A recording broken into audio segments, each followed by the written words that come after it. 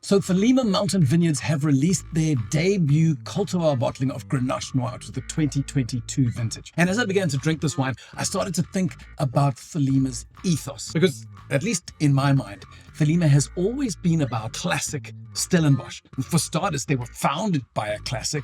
Giles Webb has been a hugely influential character that has shaped winemaking culture in Stellenbosch. Secondly, they've been around for over 40 years, so they're pretty much part of the furniture when it comes to Stellenbosch wine. And thirdly, even their most notable wines revolve around so-called classic cultivars like Cabernet Sauvignon and Chardonnay. So the question I've been asking myself is, why is a classic Stellenbosch estate dabbling with a Spanish cultivar like Grenache or Grenache? And sure, it is a noble cultivar, whatever that might mean, but is it really classic Stellenbosch? That's a great question. He's so smart. As it turns out, Thelema have a powerfully persuasive answer to this question, which has really given me a new appreciation for Grenache Noir in the South African context. And really, once you've heard what I had to say on the matter, I think you'll agree that it becomes harder and harder to deny the fact that Grenache Noir is really one of South Africa's most underrated sleeping giants.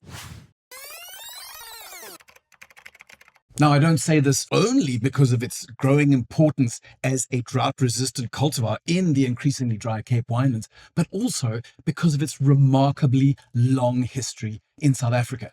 And weirdly, this is a history that not many people really talk about. I mean, if we unpack South African wine in the major chapters, we start in the 1660s with Semillon, and then we kind of jump straight through to the 1800s and the sweet wines of Constantia. And from there, we head off to phylloxera and then the proliferation of Cinsault as a response to phylloxera. Even in modern times, it doesn't get a look in, because we have in the 20s the birth of Pinotage, then in the 50s the first bottling of Pinotage, then in the 90s the international recognition of Pinotage, and we've barely caught our breath from all the Pinotage before we have the Chenin Blanc revolution in the mid-90s to the turn of the millennium. But what we seldom acknowledge is that Grenache appears to have been quietly growing in South African soils for almost 3 centuries. Historian Joanne Gibson does some absolutely fascinating Venus excavation on the wines of Citrusdal. Now, she did this work in order to try and prove that Napoleon had not only ordered sweet wines from Constantia, but had also ordered some sweet wines from Citrusdal. Wines which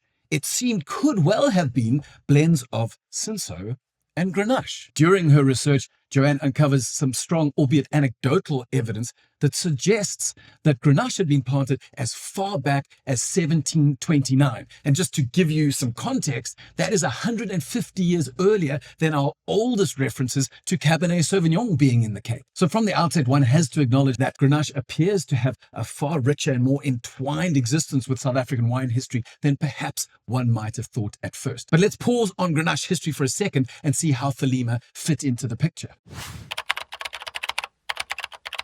For those of you not familiar with Thelema Mountain Vineyards, they are an insanely picturesque estate perched right up on the Stellenbosch side of the Simonsberg Mountain in a little region called Hellshoogte, which sounds like it should mean the heights of hell. Sadly, the actual translation is a little less pithy. It comes from the Dutch phrase Hoogte van die Heiling, or top of the slope. And while this translation is definitely less dramatic, it is far more accurate. Because really, some of Thelema's higher lying slopes sit up at a very impressive 535 meters above sea level. But aside from impressive altitude, there is also these regular cloud banks that move through and get trapped in the region. And these foothills, aside from just trapping clouds, also give the viticultural team at Thelema a broad range of aspects and slope angles with which to experiment. And really, it's this broad range of diverse slopes that has shaped the story of the Thelema Mountain Vineyards since the Webb family bought it back in 1983.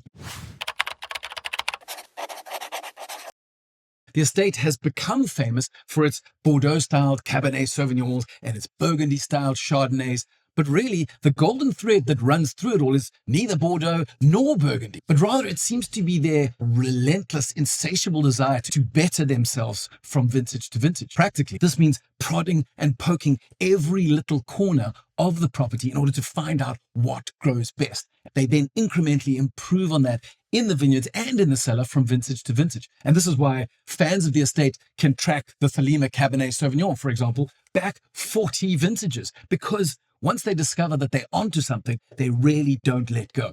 As a little side note, one of the most memorable bottles of South African wine that I've ever had was a then 31-year-old bottle of Cabernet Sauvignon from Thelema, which Giles Webb had submitted to the Cape Winemakers Guild. It was the 1990 Thelema Cabernet Sauvignon, an absolute masterpiece.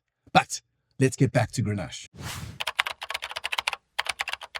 The Webb family first planted Grenache in the mid-2000s, and they've been working with the cultivar for almost 20 years. Now, they'd always been inspired by producers like Chateau Rayas from Châteauneuf-du-Pape, but simultaneously, they also had felt a little frustrated on the local front that almost all of the South African bottlings of Grenache seem to have been made in an excessively light style, almost to the point where, globally speaking, South African Grenache is distinct mostly for being so much lighter than any other style around the world. To understand this style of Grenache, one needs to look at South Africa's recent wine history, at least since the Swartland Revolution, which took place around 20 years ago. During that time, while there were some incredible advances made, it felt to a certain extent like some of our more progressive and objectively very highly skilled winemakers were in part operating out of a sort of overreaction to the rather gargantuan, sometimes awful, super ripe 15% icon style Bolshe wines that were coming out of South Africa at the turn of the millennium. So in one sense, the Swartland Revolution was the savior of South African wine and really put us back on the map. But in another sense, it triggered a whole set of quite emotional reactions to the status quo. And this in turn led to changes in winemaking style. So during that time, extraction of wines in the cellars plummeted. The ripeness at time of harvest plummeted. The use of new oak in the cellar plummeted. And really, the minimalist style of winemaking was suddenly very much in vogue. And it was this lighter, more delicate aesthetic that really opened the way for a rediscovery of all those old Cinsault vineyards that we were talking about in the 1900s. Now, Cinsault as a cultivar has very low color intensity. But hey, so does Grenache. And so along with those old vine Cinsauts were a whole bunch of Grenache wines that came into the fray. Not least of all, the old vine Grenache, which came from places like the Piccaninny's Kloof that we mentioned in Joanne Gibson's Historical Sleuthing. And so collectively, all these shifts in winemaking style led to a sort of cultural snowball that really revolved around a sort of competition to see who could make the lightest, most minimal wines possible. Some of which were and still are absolutely incredible. But the downside to all of this was that along the way, partially because of its light color, people forgot that Grenache wines are actually capable of incredible power. As I mentioned earlier, South African Grenache seems to be distinct purely for how light and delicate it can be, and they are delicious. But I think this aesthetic is based less in some deep truth about Grenache as a cultivar and more in the winemaking aesthetic of a specific period in history. This all in turn brings us back to Thelema and their pursuit of the classic and their experimentation with Grenache. We've already established that Grenache's history is far longer than many of our most classic cultivars, and really an enduring history in a place is surely at least one part of any claim to classicism. But we acknowledge also that Grenache has perhaps been hijacked by a sort of trend of the time. Now, Thelema, for their part, have never been about trends of the time. In fact, quite the opposite. They've always been about trying to deliver something far more enduring in style than something that embraces a transient trend. Which is, ironically, why it's quite exciting to discover that the wine in the bottle is very different to most of the South African Grenaches that had been released in the last little while. The first thing I noticed, aside from the slightly deeper sense of color, is some really rather arresting structure. They seem to have managed to attain a certain level of power in this wine, but without losing those prettier elements that come from some of South Africa's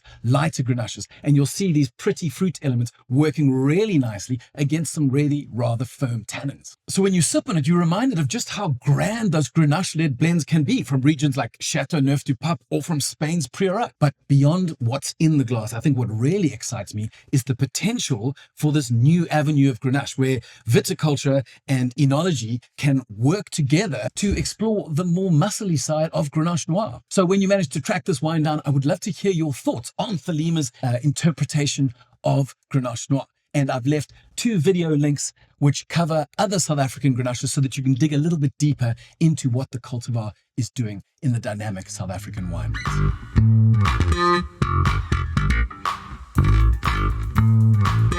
mix.